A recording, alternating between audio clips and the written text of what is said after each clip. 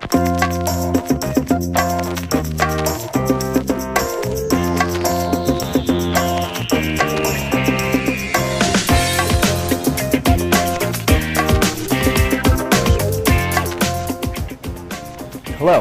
welcome to the Design Lab or the Clean Lab.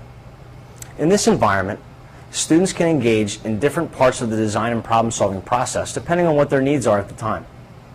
The space has been set up so that students and teachers can be involved in demonstrations, lessons, lectures, or individual and collaborative work. The first thing to consider in this lab is the layout of the room. You'll notice that the computers around me are in a U shape or a horseshoe position. Not only does this maximize the amount of floor space, giving us more flexibility for what we want to do at different points in the design process, but it also allows the teacher to keep an eye on every student's workstation. Let's take some time to look at the computer and the different functions it serves in the Design Lab. Students are given a name and a password that they can use to access the school's network from any computer in the school. Once there, they have access to a shared folder where they can leave work for other students or for the teacher. And they also have access to their own hard drive space. And in the best cases, there's software set up at the school so that they can access this from their house as well. As an individual workstation, the computer should have ample space to its left and right side, allowing the student to work individually or to collaborate with someone next to them. This computer has a monitor that moves, a keyboard that's adjustable, a mouse, and also access to USB drives so that students can bring work back and forth. Behind every computer should be at least one network drop for an Ethernet cable, and at least 2 different power cords for other pieces of equipment that students may have plugged in near them. At each stage of the design process, different pieces of software come into play. Students can design 2D and 3D objects and conduct simulations using CAD software such as ProEngineer,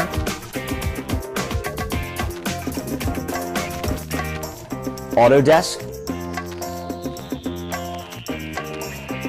SolidWorks, or Google SketchUp, to name a few.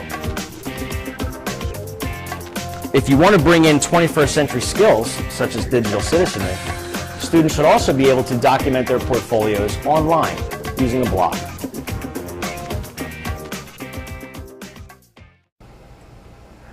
When it comes to printers, you want to make sure you have something available to your students that will meet their needs. Our printers shoot out 8.5 by 11 and 11 by 17 size paper, which we often use for portfolios.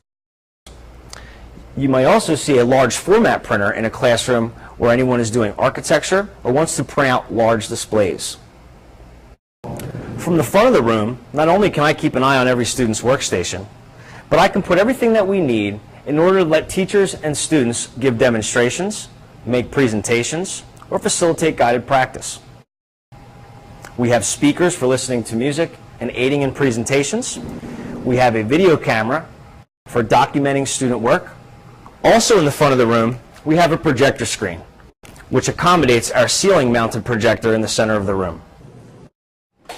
Behind me, we have a whiteboard. They're magnetic and cost quite a lot of money, and you have to make sure you don't clean them with any bleach products, or you'll totally lose that nice, shiny, reflective surface, and it'll start to stain. If you don't have money for a whiteboard, you can go to your local hardware store and pick up what they call generic whiteboard paneling over in the bathroom section. This stuff costs $10 a sheet for a 4 by 8 foot sheet, 1/8 of an inch thick. And even though it'll start to stain after you use whiteboard markers on it for a couple months, it's a very cheap alternative. In the front of the room, we have a phone, which also unmounts from the wall and has a speaker on it. Not only is this great for the teacher, but it's also good for students when they want to make phone calls and conference calls so that they can collaborate with students from other schools or even other countries. Even though this is the Clean Lab or the Design Lab, there are times throughout the year when we might bring in some equipment. Since there's equipment in the room, it's also important to have a fire extinguisher and a fire blanket on site. Also in the front of the room, and at other points throughout the room, the lab rules and regulations are clearly visible. Here in the back corner of the room, you can see that we have set aside mailboxes so that each student has their own spot to store work. It's also a place for the teacher to deliver mail to the student. Also built into the furniture of the Design or Clean Lab is storage space. We've lined our walls with a series of cabinets that can be locked so that teachers can store things and keep them away from students, and so that students have access to storage space so that they're not cramming everything into their lockers. If you do have cabinetry around the room, make sure you don't stack anything on top of it that comes within 2 feet of the ceiling. That would be a violation. While it is important to keep a clean, organized, and orderly room, it is important to put student work on display. Not only does it make the students feel proud of their work, but it also lets visitors know what takes place in that space when you're not there to explain. When it comes to temperature control, remember that having a lot of electronic equipment in the room will raise the temperature. An air conditioner is important, but you don't want to make the room so cold that students have to come in every day with a sweatshirt.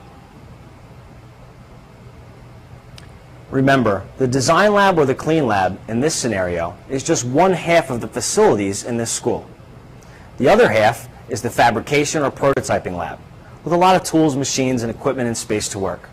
At any given time here in this school, you may see students moving back and forth between the two rooms, even during the same day, depending on where they are in their design process. In closing, the Design or Clean Lab is a multifaceted space with a lot of components. Not only does it cost money to set up this infrastructure, but keep in mind that it's going to take money to maintain it. Thank you.